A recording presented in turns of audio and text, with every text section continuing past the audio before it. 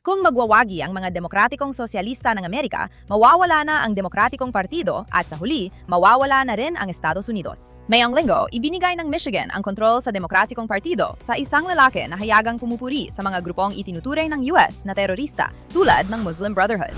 Maligayan pagbabalik sa Access of Truth. Ako si Emily Schrader at ngayong linggo, nanalo si Abdullah Said sa Democratic primary para sa US Senate sa Michigan na hindi pabor sa mga tao ng Michigan. Ngayon, tinatawag ito ng mga tao sa DSA na isang progresibong tagumpay, isang himalang nagmula sa masa. Pero ano ang progresibo sa isang kandidato na pinupuri mismo ng Muslim Brotherhood o isang kandidato na literal na nangungutya ng mga accent? Tingnan ninyo ito.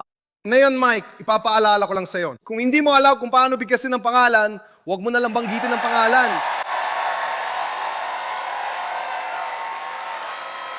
O tawagin mo na lang akong Abdul.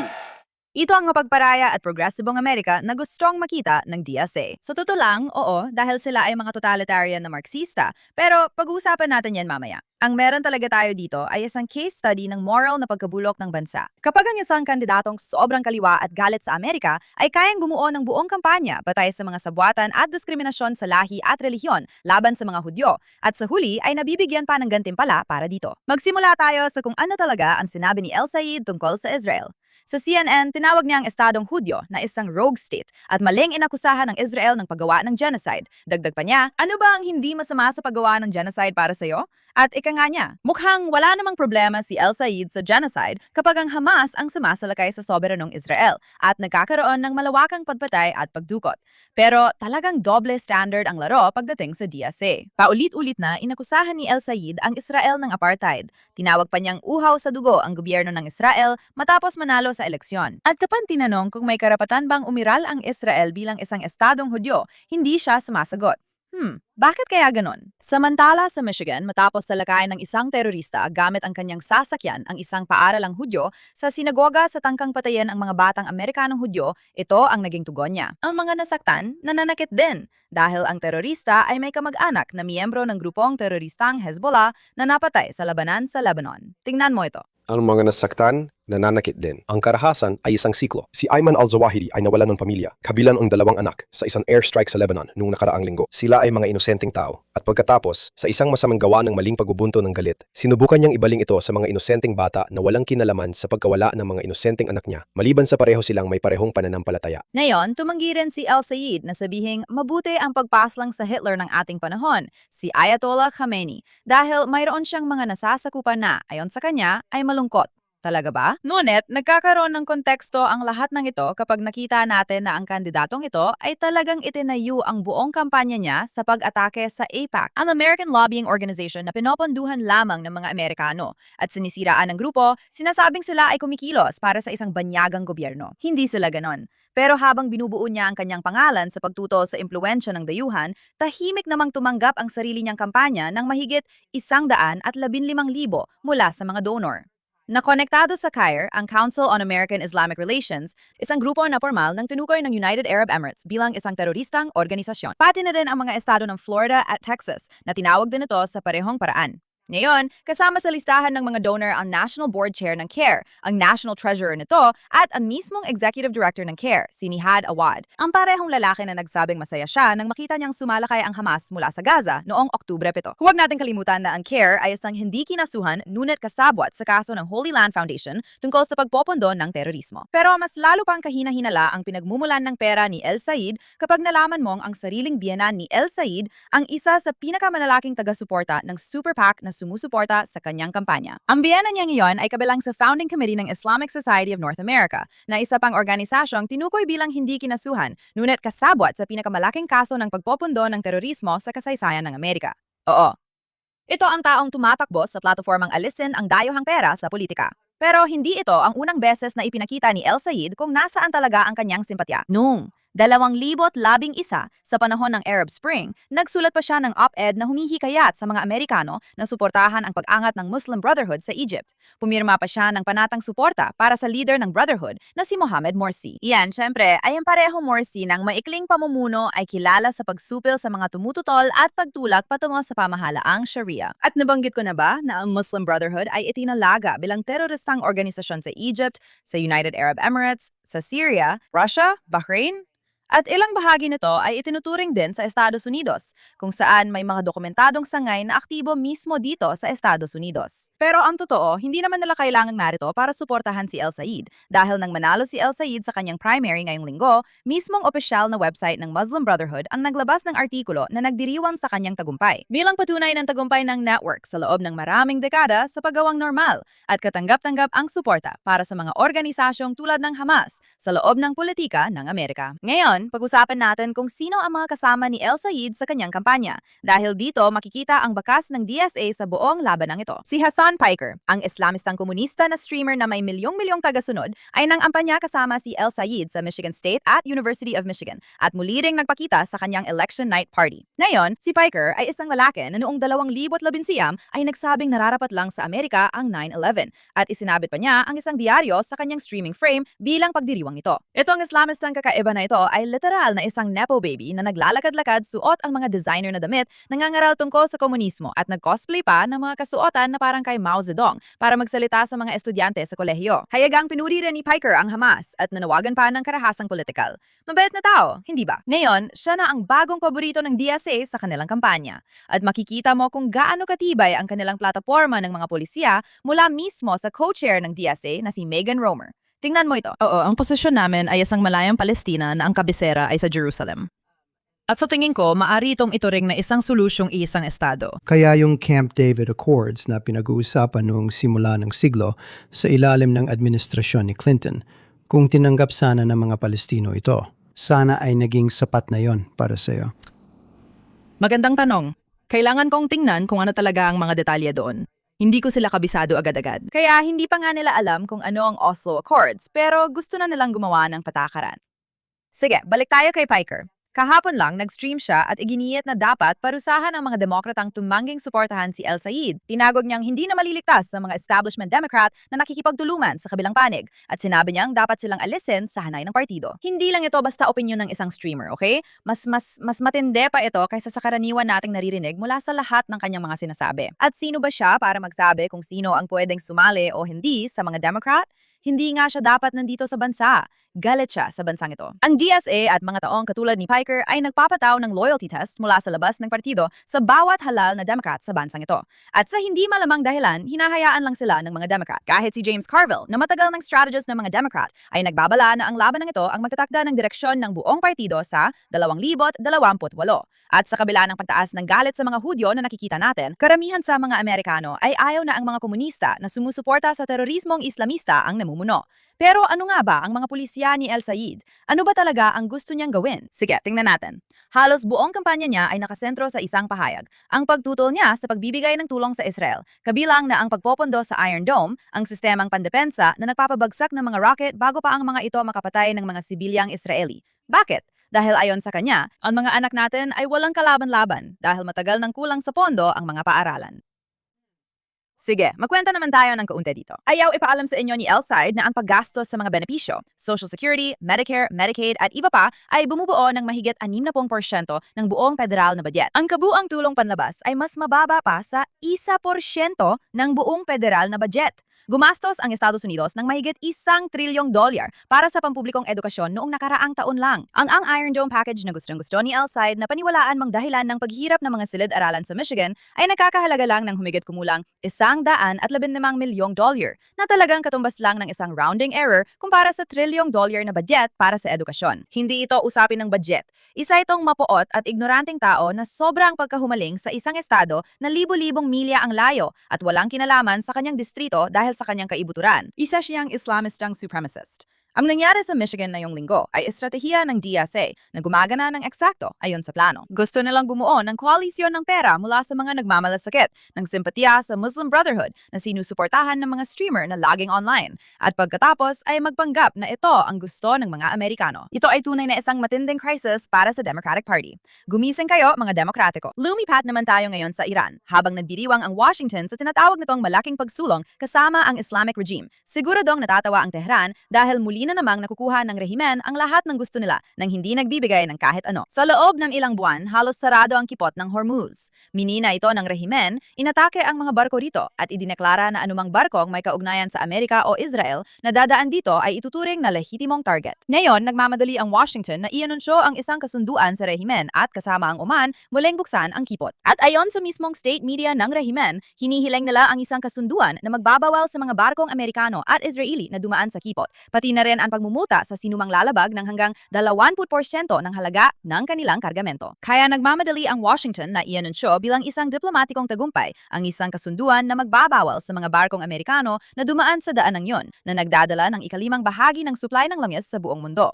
Gets ko na. At ngayon, kahit na sinasabi ng mga opisyal ng Amerika na ilang araw na lang bago ang anunsyo, patuloy pa rin naghahanap ng paraan ang rehimen para baguhin ang mga patakaran. Ibig kong sabihin, nitong weekend, sinabi ng Foreign Minister na si Abbas Araghchi sa mga reporter na hindi pa rin talaga magbubukas ang kipot ng Hormuz, kahit matapos na ang kasunduan sa Oman. Dahil, ayon sa Tehran, may utang pa rin ang Estados Unidos sa rehimen ng mga konsesyon dahil umano sa paglabag sa orihinal na kasunduan ng tigil putukan noong Hunyo. Ngayon, particular na inakusahan ni Araghchi ang Washington na sinisira ang kontrol ng Islamic Republic sa daanan ng tubig sa pamamagitan ng pagtatangkang magtatag ng sariling alternatibong ruta ng pagpapadala nakakatakot sa tubig na, syempre, hindi naman pag-aari ng Iran. Sa madaling salita, hinihiling ng rehimen na itigil ng Estados Unidos ang pagtatangkang protektahan ang sarili nitong interes sa pagpapadala sa isang daanan ng tubig na hindi naman ganap na kontrolado ng Iran at inilalarawan ang pansariling interes ng Amerika bilang isang hindi tinupad na pangako sa kanila. Ito ang dahilan kung bakit hindi ka dapat nakikipagnegosasyon sa Islamikong rehimen o sa IRGC. Dapat silang talunin sa pamamagitan ng puwersang militar.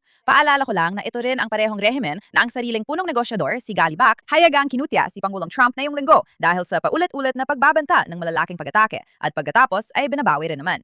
Pero sa kasama ang palad, hindi siya ganap na mali tungkol sa ganitong pattern. Isang bagay na napag-usapan na rin natin sa palabas na ito. Mahilig magsalita si Trump at tuwing nag-aalangan ng Washington, natututo na naman ang rehimen ng parehong aral na ang mga banta mula sa Estados Unidos ay maaaring pag-usapan at naepektibo ang pagpapaliban. Ang sandaling ito ay hindi tigil putukan sa pagitan ng dalawang pagod na panig na naghahanap ng kapayapaan. Ang ibig kong sabihin, ito ay isang rehimen na pumatay sa magiging kahalili ng sarili nilang pinakamataas na pinuno. Crisis, ginagage bilang kalamangan sa negosasyon. Ginagamit ang pagdepende ng mundo sa langis mula sa Gulpo bilang panggigipit upang alisin ang Estados Unidos at Israel mula sa isa sa pinakamahalagang daanan ng tubig sa mundo. At sa totoo lang, gumagana ito dahil mas gusto ng Washington ng paraan palabas kaysa sa tunay na kailangan ito ng IRGC. Ang totoo, walang bersyon ng kasunduang ito na magtatapos sa mas mabuting asal ng Islamikong Republika. Hindi biglang natuklasan ng rehimen ang pangako sa malayang paglalayag o sa pandaigdigang batas. At ang totoo, bawat araw na tumatagal ito ay isa pang araw na nabibili ng rehimen para muling buuin ang mga winasak ng Estados Unidos at Israel noong Pebrero, maging ito man ay ang programang nuklear o programang ballistic missile. Dapat tawagin ito ng Washington kung ano talaga ito, pagsuko ng Amerika, dahil ang buong negosasyong ito ay nauwi na lang sa isang shipping lane. Hindi yan ang dapat na layunin ng digmaang ito. Ano na ang nangyari sa programang nuklear? Ano na ang nangyari sa pagsira sa programang ballistic missile na mabilis nilang binubuo ulit? Ano na ang nangyari sa mga tao ng Iran? Naalala mo pa ba sila?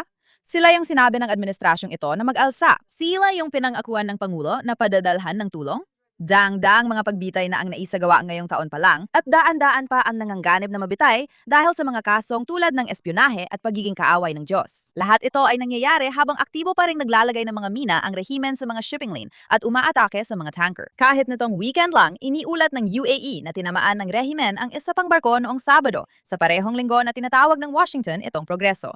Kaya hindi ito negosasyon kung magkakaroon ng bomba ang rehimen.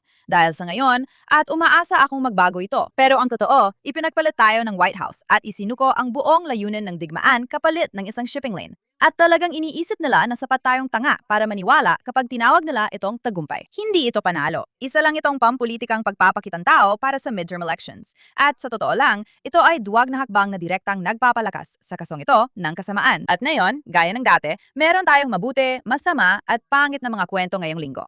Gusto kong simulan sa magandang kwento ngayong linggo dahil sa wakas, nahahabol na ng mga totoong pangyayari ang halos isang taon ng media hysteria. Isang bagong nutrition survey na pinangungunahan ng UNICEF Nutrition Cluster mismo, yan ang ahensya na talagang nagpapatakbo ng nutrition surveillance system ng Gaza. Kakasukatla ng acute malnutrition sa mga bata sa Gaza, bawat rehiyon, kabilang ang taas, timbang at circumference ng braso, gamit ang parehong metodolohiya na ginagamit sa buong mundo. At ang resulta ay nasa pagitan ng 0.2 at 0.8%. Ngayon, yan ay kapantay o mas mababa pa sa pre-war rate ng Gaza. At ito rin ay maihahambing sa makikita mo sa isang maunlad na bansa, hindi sa isang nagugutom na war zone o sa isang bansa na kagagaling lang sa tagutom. Tandaan, hindi IDF ang maglabas ng datos na ito. Ito ay mula sa parehong UN system na unang nagdeklara ng tagutom sa Gaza at ngayon ay kinokontra ang sarili nilang naunang pahayag. Bakit kaya? Dahil ito ay ang panlinilang tungkol sa tagutom sa Gaza. At panahon na para may magsabi nito ng direkta dahil ilang buwan nating napanood na paulit-ulit ginagamit ang parehong mga larawan sa lahat ng malalaking media outlet bilang patunay ng sinadyang kampanya ng Israel ng pagpapagutom. Ngayon, inilagay ng New York Times sa kanilang front page ang isang 18 buwang gulang na batang lalaki na si Mohammed Zakaria Al-Mutawak sa ilalim ng headline na Bata, Matanda at May Sakit na Namatay sa Gutom sa Gaza. Ilang araw matapos iyon, nagdagdag sila ng tala mula sa editor na umaamin na ang bata ay may dati ng kondisyon sa kalusugan na nakaapekto sa kanyang utak at pag-unlad ng mga kalamnan. Impormasyon na nakuha nila mula mismo sa kanyang doktor at sa kanyang nakatatandang kapatid na naroon din sa parehong mga larawan na mukhang ganap na malusog kasama ang kanyang ina. At hindi pa yon ang nag-iisang kaso sa insidenteng ito. Halos isang linggo lang ang lumipas, naglabas ng mga outlet ng isa pang bata, isang batang babae na ang pangalan ay Mariam, bilang bagong muka ng di umano'y gutom, na sinasabing walang natuklasang anumang kondisyon ang mga doktor. Mali rin pala yon. Mga international na newsroom na may mga departamente para sa fact-checking, mga dayuhang bureau at walang katapusang mga resources na available sa kanila. Kinuha nila ang mga larawan ng mga may sakit na bata at ipinakita ito sa buong mundo. Bilang di umano'y ebidensya ng kagutuman na gawa ng tao, kahit na sila mismo ang nagtakda ng kahulugan ng kagutuman para lang mapatunayan iyon. Hindi lang isang beses, paulit-ulit nilang ginawa ito. At ang mga pagwawasto noong inilabas na ay halos hindi napansin kumpara sa atensyong nakuha ng kasinungalingan. Kaya maganda talaga ang balita tungkol sa datos. Pero sa totoo lang, ang tunay na kwento dito ay kung paano hayagang hinayaan ng mga pinagkakatiwalaang newsroom sa mundo na maging tagapagdala sila ng propaganda para sa huwad na balitang kagutuman sa Gaza. At talaga namang halos walang pananagutan silang hinarap mula noon. Ang masamang balita natin mayong linggo ay tungkol sa isang 26 na anyos na kampiyon sa kickboxing at Muay Thai na ilang araw na lang ay bibitayin na sa Iran dahil sa kasalanang nagdala siya ng fire extinguisher. Ang pangalan niya ay Benjamin Nafiti at isa siya sa milyon-milyong Iranian na lumabas sa mga kalsada ng Shiraz nitong nakaraang Enero upang manawagan ng pagtatapos ng mismong Islamic Republic. Ngayon, inaresto siya noong Enero 3 at inakusahan ng pag-spray ng fire extinguisher sa mga puwersa ng seguridad na nakasakay sa mga motorsiklo. Ngayon, walang nasaktan, walang namatay, at mismong mga piskal ng rehimen ang nagbaba ng mga kaso ng tangkang pagpatay at pagdadala ng armas dahil wala namang ebidensya para suportahan ang mga ito kahit sa paningin nila. Pero imbes na palayain siya, pinalitan lang ng korte ang anumang natitirang kaso na nakita nila. Ginawang pakikidigma laban sa Diyos na isang capital offense doon at hinatulan siya ng kamatayan. Sa loob lang ng isang araw mula nang siya ay maaresto, ipinalabas na ng state ATV ang kanyang sapilitang pag-amin. Ang kanyang abogadong hindi binigyan ng sapat na akses sa kliyente at siya ay ikinulong ng mag-isa. Kamakailan lang, inilipat siya sa Adelabad Prison, isang pasilidad na kilala bilang lugar kung saan isinasagawa ng rehimen ang mga bitay sa Shiraz. Nakatakda na siyang bitayin at ngayon, ang kanyang kapatid ay hayagang nakiusap kay Pangulong Trump na makialam at subukang makipagkasundo bago tuluyang mangyari ang bitay na ito. At sa totoo lang, naiintindihan ko kung bakit niya sinusubukan dahil nakita na natin ang ganitong pangyayari noon. Sa ilang pagkakataon, nakakatulong talaga ang atensyon, pero siguro hindi kay Trump. Ibig kong sabihin, noong 2020, hayagan niyang hiniling sa rehimen na iligtas ang isang batang wrestler na si Navid Afkari, pero binitay pa rin siya ng rehimen makalipas lang ang ilang araw. Ngayon, talagang umasa kung mali ako tungkol sa kung saan hahantong ito para kay Benjamin. Pero ipinakita na ng rehimen na ito kung sino talaga sila. Kahit na ang mga diplomat nito ay nakikipagkamay tungkol sa mga rutang pandag at ang mga korte nila ay naghahanda ng bitayin ang daan-daang tao tulad ng 26 na anyos na atletang ito dahil lang sa isang bagay tulad ng fire extinguisher. Pakiusap, ipakalat ang kaalaman tungkol kay Benjamin. At syempre, huli ng unit hindi pa huli, ang pangit nating kwento ngayong linggo. Sa totoo lang, medyo nakakalungkot lang talaga ito. Narito si Greta Thunberg, ang pangunahing mandaragat ng flotilla ng Sweden na dumating ngayong linggo sa Belfast para sa isang palabas ng kneecap, suot ang isang keffiyeh at isang Irish tricolor na balaclava. Naku! At sino nga ba ang banda na pinuntahan niya doon? Well, ito rin ang parehong banda na kasalukuyang sinasampahan ng kaso ng Met Police sa ilalim ng Counter-Terrorism Act ng UK dahil sa pagpapakita ng watawat ng Hezbollah sa entablado sa London. At ang opening act Bob Vylan, ang parehong banda na ang frontman ay nangguna sa mga tao sa Glastonbury sa pagsigaw ng kamatayan sa IDF noong nakaraang taon. Isang pangyayari na sobrang sama na kahit ang BBC ay umamin na dapat nilang itinigil ang live stream. Pati ang US State Department ay tumugon sa pamamagitan ng pagbawi ng kanyang visa. At nag-guest pa rin siya sa isang podcast makalipas ang ilang buwan at sinabi niyang uulitin pa niya yon nang walang pag-aatubili. Ito ang mga taong pinipiling makasama ni Greta Thunberg sa mga panahong ito. At iyan ang dahilan kung bakit nakakalungkot ito para sa akin. Isa siyang batang babae na talagang binuo ang kanyang pampublikong buhay sa isyu ng pagbabago ng klima, sa paghikayat sa mga bata na laktawan ng klase at magmartsa para sa planeta. Pero sa kung anong dahilan, gusto niyang ipagpalit ang lahat ng iyon para sumigaw at makisaya kasama ng isang grupo ng mga tao na sumisigaw ng kamatayan sa IDF, sumasama sa mga illegal na flotilla at sumusuporta sa isang banda na may miyembrong nahaharap sa kaso dahil sa pagsuporta sa Hezbollah. Talaga ba? Ibig kong sabihin, paano ka mapupunta mula sa kagustuhang iligtas ang planeta tungo sa pangunahing layunin na kamuhian ang mga Hudyo? Isang bagong layunin na nagbibigay sa kanya ng dahilan para manatiling galit sa mundo. O siya, yan ang palabas para sa linggong ito. Kung gusto mong manatiling updated sa lahat ng nangyayari sa Iran at sa Israel, siguraduhin sinusundan mo ako sa X at sa Instagram. Ako si Emily Schrader at ito ang Axis of Truth sa JNS. Magkikita tayo muli sa susunod na linggo.